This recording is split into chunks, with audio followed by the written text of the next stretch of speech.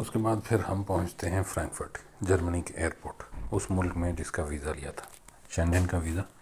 جرمنی ایک دوست کے وزٹ کے لیے۔ یہاں پہ پہنچ کے اندازہ ہوتا ہے، کیونکہ یہاں پہ آپ کو ڈیل کرنا پڑتا ہے امیگریشن والی ٹیم سے، یعنی کہ اس ملک کی ٹیم سے امیگریشن والی ٹیم، جیسے ہمارے یہاں پہ ایئرپورٹ پہ ایف آئی ہے، اس ملک کی جس نے ہمیں اجازت دینی ہے کہ ہمارے ملک میں آ جائیے، گھومیے پھریے۔ یہاں پہ ایک اہم چیز یہ یاد رکھیے کہ جب ہمیں ویزا ملتا ہے تو اس ڈاکومنٹ پہ یا اس سے ریلیٹڈ کسی ڈاکومنٹ پہ لکھا ہوگا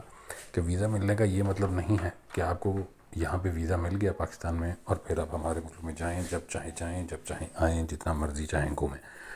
آپ کو یہ ویزا ایک ڈاکومنٹ ہے،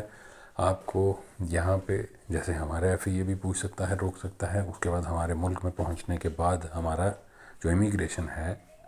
وہ دوسری جگہ ہے۔ ان کے ویزے ملنے کے بعد، امبیسی کے بعد، ان کی ملک کی امیگریشن دوسری چیز ہے جو آپ کو روک سکتی ہے، واپس بھیج سکتی ہے۔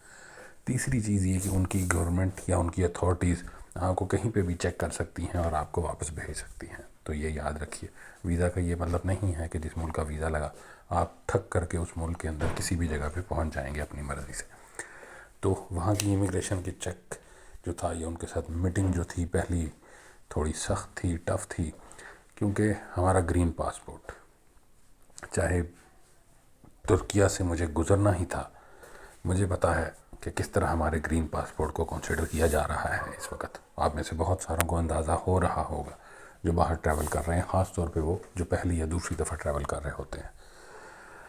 جو حال ہے نا، یا جو سٹیٹس ہے، وہ وہی جانتا ہے جس کے ساتھ گزری ہو۔